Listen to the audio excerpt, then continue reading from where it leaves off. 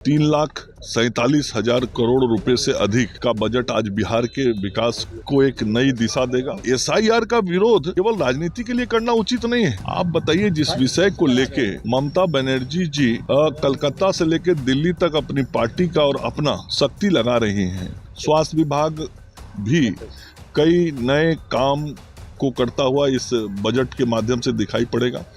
जो हमारे बुजुर्ग सीनियर सिटीजन हैं, उन सीनियर सिटीजन को भी स्वास्थ्य सुविधाएं बढ़ाई जाएंगी। देखिए, ये तो बंगाल की जनता देख रही है कि वास्तव में घमंडिया नेता के रूप में वो व्यवहार कर रहे हैं। जो हमारे ग्रामीण अस्पताल हैं, उन ग्रामीण अस्पतालों की व्यवस्थाओं को और सुदृढ़ किया जाएगा। एसआईआर में जो बातें ममता बनर्जी कर रही हैं, एसआईआर के तहत जो काम हो रहा है, काम तो उन्हीं के अधिकारी कर रहे हैं, डीएम तो उन्हीं के हैं। आज बिहार के लिए बहुत विशेष दिवस है, जब आदरणीय मुख्यमंत्री श्री नीतीश कुमार जी के नेतृत्व में बिहार की जनता ने एक बार फिर से एनडीए को प्रचंड बहुमत दिया बिहार की जनता का सेवा करने के लिए।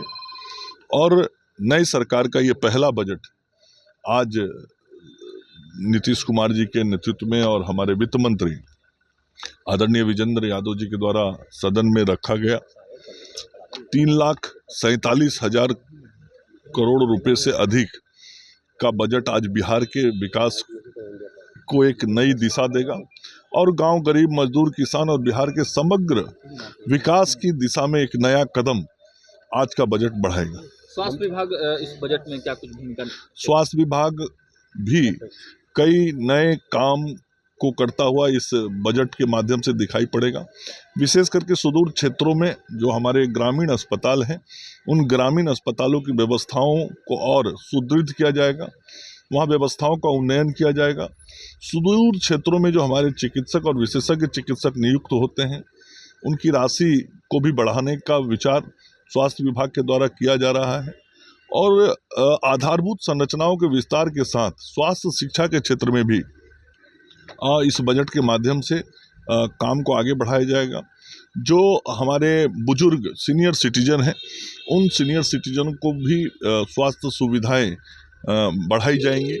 तो इस बजट के माध्यम से स्वास्थ्य व्यवस्थाओं को इस वित्तीय वर्ष 26-27 में हम और बेहतर करेंगे, अच्छा करेंगे। ममता बनर्जी कह रहे हैं कि चुनाव आयोग घमंडिया चुनाव आयोग है, अभी तक से हमने ऐसा कभी नहीं देखा था। देखिए, ये तो बंगाल की जनता देख रही है कि वास्तव में घमंडिया नेता के रूप में वो व्यवहार कर रहे हैं।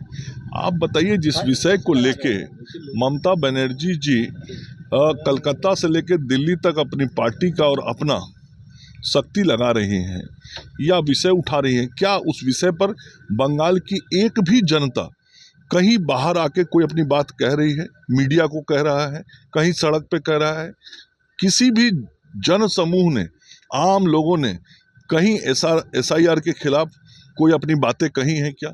और एसआईआर में जो बातें ममता बनर्जी कर रही हैं, एसआईआर के तहत जो काम हो रहा है, काम तो उन्हीं के अधिकारी कर रहे हैं, डीएम तो उन्हीं के हैं, एसडीओ तो उन्हीं के हैं, और नीचे के जो वरिष्ठ अधिकारी हैं वो तो सब पश्चिम बंगाल सरकार के मातहत काम करने वाले लोग हैं, जो चुनाव आयोग के दिशा निर्देश का अनुपालन कर रहे हैं।